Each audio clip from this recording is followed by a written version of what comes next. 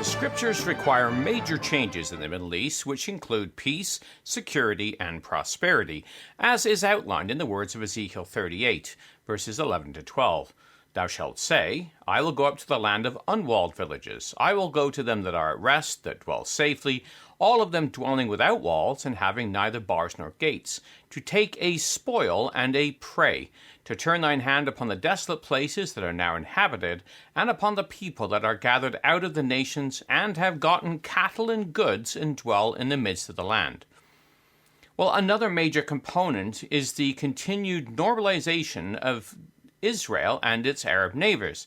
As we read in the next verse, when these nations, along with the Tarshish and Young Lion nations, protest against Russia's future invasion. Verse 13, we read, Sheba and Dedan, and the merchants of Tarshish, with all the young lions thereof, shall say unto thee, Art thou come to take a spoil? Hast thou gathered thy company to take a prey, to carry away silver and gold, to take away cattle and goods, to take a great spoil?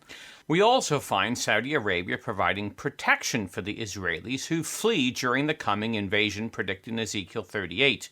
We read in Isaiah 21, The burden of Arabia, in the forests of Arabia shall ye lodge, O ye traveling companies of Dedanim.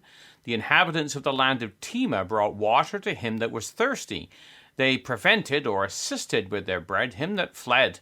And they fled from the swords, from the drawn sword, and from the bent bow, and from the grievousness of war. And that's verses 13 to 15. Well, these passages and many other indicate a new page being turned in the relationship between the Arab states and Israel. They also indicate a decline in Western power in the region, albeit not a complete withdrawal. This week saw U.S. President Joe Biden traveling to the Middle East. His trip was very different from the last U.S. presidential trip. The policies of the two administrations are starkly different. Trump recognized Jerusalem as Israel's capital, moving the U.S. embassy to the city. He recognized Israel's sovereignty over the Golan Heights. He brokered the Abraham Accords, and bringing normalization between the United Arab Emirates, Bahrain, Sudan, and Morocco led the way for others to follow. Trump flew directly from Saudi Arabia to Israel, the first U.S. president to do this. Well, the legacy of Trump's administration continues. Joe Biden flew directly from Israel to Saudi Arabia, the first president to travel in this direction. Saudi Arabia also announced it would begin allowing Israeli planes to use its airspace permanently. Prime Minister Yair Lapid announced this as Air Force One departed, as the Times of Israel informs us. He said, We woke up this morning with happy news. The Saudi Aviation Authority have announced that they will be opening Saudi airspace to Israeli airlines. This is the first official step in normalization with Saudi Arabia. The decision will allow Israeli airlines to fly on a direct route to Asia and Australia. This will save vast amounts of fuel, time, and money. The savings will directly reach the pockets of Israeli citizens and lower the price of an airline ticket. I thank the Saudi leadership for the opening of Saudi airspace. This is only the first step. We will continue working with necessary caution for the sake of Israel's economy, security, and the good of our citizens. End quote. Well, next week, the Israeli Defense Force Chief Lieutenant General Avi Kavi will travel to Morocco, the first ever official trip by an Israeli military head to the North African nation. However, what is the most significant in Biden's recent trip is what's not being said by this Democratic president.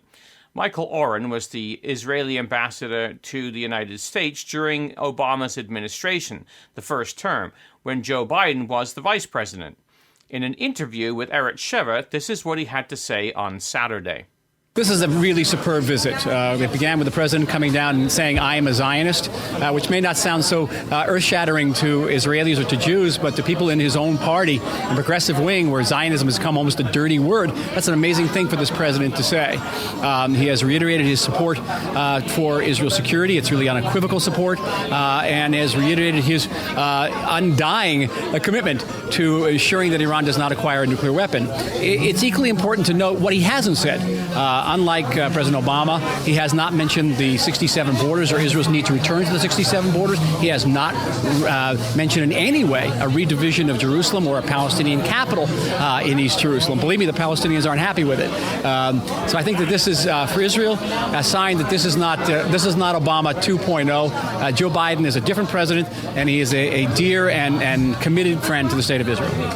Now, not everyone would share Oren's enthusiasm. It is notable that Biden's administration has not been able to undo the work achieved by President Donald Trump's administration.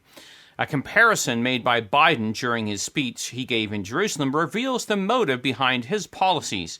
He likened the plight of the Palestinians to his Catholic background and its oppression under the British. You know, the old expression, hope springs eternal. My background and the background of my family is Irish American, and we have a long history of not fundamentally unlike the Palestinian people with Great Britain and their attitude toward Irish Catholics over the years for 400 years. This really shows you his views on Israel and the Palestinians. Now, American retreat in the Middle East has forced the Arab states to start making connections with Israel. This was begun when Obama hit the big reset button, turning its back on Israel and Saudi Arabia at the same time, along with other Arab states, by making its infamous nuclear deal with Iran. This forced the Arabs to start normalizing relations with Israel, the only power in the area capable of doing something about Iran. This normalization brought about peace with the bonus of prosperity. The Trump administration negotiated the Abraham Accords across the region. Now, Melanie Phillips, a British journalist who writes for The Times, interviewed David Freeman, the former ambassador to Israel during Trump's administration, this past week. Here are some of the excerpts from that interview which are revealing regarding the Saudis, the Americans, and Israel in light of what we are told in Bible prophecy. I mean, the Saudis will normalize with Israel. I don't have any doubt about that. And the tell, by the way, is the normalization with Bahrain. You know, Bahrain wasn't normalizing with Israel without Saudi acquiescence. And if the overflight stuff was big a couple of years ago. I'm completely underwhelmed now by flights back and forth because, I've taken these flights, and you fly from Tel Aviv to Dubai or Abu Dhabi or Manama. 90% of the flight is over Saudi airspace. Now, that was unthinkable 2 years ago. But if that's the goal, take off and landing, I think we're selling ourselves way too short. Phillips would later write in an article in Eretz Sheva commenting on Biden's itinerary to Israel. She said, in Jerusalem, Biden's itinerary was shaped to deliver a set of signals about the way his administration views Israel's, and those signals were not good, end quote. Well, in her interview with Friedman, he had the following to say about the visit to an Arab hospital in Jerusalem. The one that really bothers me is this trip to East Jerusalem. Yeah. I think he's going to Augusta Victoria, to the hospital there. That's right. I don't mind if the United States wants to throw some money at the hospital. I mean, the reality is money is fungible. If they throw it at the hospital, that's money that the Palestinian Authority can spend on someplace else. In most cases, paying terrorists. So it's not innocuous. People think, what's the big deal? You're giving money to a hospital. No, it's not. It's not giving money to a hospital. It's giving money to the PA. Friedman also expressed his disappointment that Biden went to Yad Vashem and not the Kotel or Western Wall. Phillips picked up on this and had the following to say. Going to Yad Vashem, I mean, this is a rather cynical take, but in my experience, a lot of people who talk out of both sides of their mouths when it comes to Israel are very keen to associate themselves with dead Jews, while being very, very uncertain and unhappy and even hostile to the idea of what they would call Jewish nationalism, which is simply the Jews' ability or the right of the Jews to be a nation in their own ancestral homeland.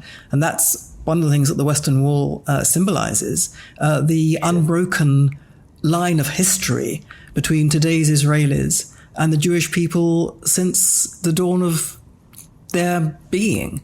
And that's what people find so difficult. And that, to me, is what not going to the Western Wall unfortunately symbolizes. What was completely obvious with Biden's visit to the Middle East is the lack of the ability of Biden to run a country like the United States. He has had a hard time finishing sentences, putting together coherent answers, and was seen several times in the past few weeks reaching to shake hands with people who were not even there. He was confused and needed constant guidance as to where to go after struggling through a speech. He is obviously propped up by the people behind him, and that is the scary part. Listen to Friedman explain who is behind Biden when it comes to foreign policy and especially Israel. If you look at the staff, I mean, this is maybe the worst staff ever selected within the State Department and other agencies in terms of view towards Israel. You know, you've got Hady Amar, who's I guess now the head of he's head of something. They've created some organization, but has to do with U.S.-Palestinian relations. Mahir Bitar, who's one of the most vile records of Israel. Even what's her name, Karine Jean-Pierre, the new spokeswoman who took over, has worked for anti-Israel organizations, and there are others. I mean, this is really. There's a huge disconnect between Biden's self-proclaimed love of Israel and the almost immediate staffing around him of people that have some relation to the Israel file. Yeah, they're terrible. When asked about why there is such an anti-Israel makeup of Biden's administration team, Friedman answered as follows. Well, I think that, a lot of this is a reaction to the Trump administration. I think a lot of people watched it unfold. And, look, it was 4 years of almost no violence in the Middle East, 4 years of unprecedented support for the state of Israel. And while that was predicted to result in an explosion of violence, it actually resulted in an explosion of peace through the Abraham Accords. And this has got people really upset because all of their, all the things they studied, all their convictions, all their views for the past, 25 years, beginning with John Kerry's famous speech about, how impossible it is to make peace without the Palestinians. It's all gone up. And now they're going to try to prove themselves right all over again. They've assembled kind of the worst possible team, around, on this file to try to, jumpstart a two-state solution. And, the reason I don't get too bent out of shape is because they're going to fail. I mean, they're going to fail on all fronts. Israel's not going to play ball with them, even if I hope I'm not wrong, but I think even a center government or a center-left government is not going to make the kinds of mistakes that were made in the past because we've learned the hard way. What Oslo brought. I don't think Israel's prepared to do this again, I hope.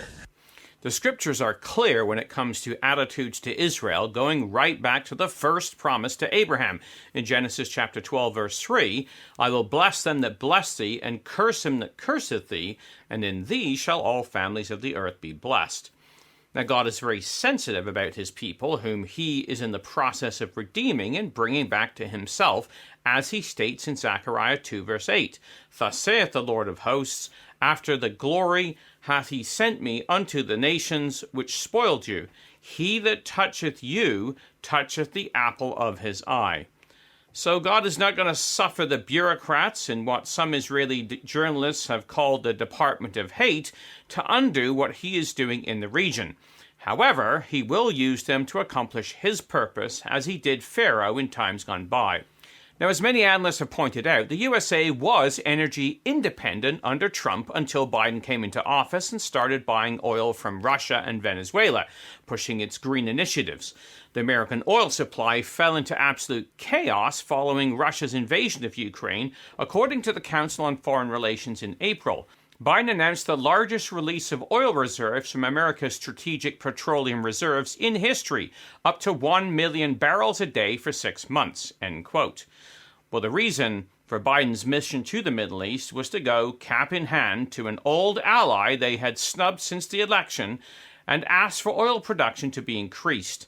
Fox News reporting, Saudi Arabia agreeing to increase oil production levels by 50% for July and August. That commitment coming after President Biden met with Saudi leaders earlier today. The White House says that move will help to stabilize global energy markets. as much as Biden wanted to snub Saudi Arabia, America has had to work with it. Ezekiel describes a latter-day alliance, and events are forcing the nations to comply. Well, thankfully, the angels are at work, and regardless of man's machinations, they will bring about the Father's will. Remember the words of Gabriel explaining to Daniel why he was delayed in coming to answer his prayer? Daniel 10, verse 13. But the prince of the kingdom of Persia withstood me 21 days. But lo, Michael, one of the chief princes, came to help me, and I remained there with the king of Persia. Following his interview with Daniel, Gabriel was to return to the king of Persia and would be playing the long game, bringing the next empire onto the scene, as we read in verse 20. Now I will return to fight with the prince of Persia, and when I am gone forth, lo, the prince of Grecia shall come. So while we watch the finger of God at work amongst the nations, we can have full confidence that what God has promised, he is able to perform. We have every confidence that though the nations align against Israel, even within her allies there are adversaries, God will work his will. For the Bible in the News, this has been Jonathan Bowen joining you.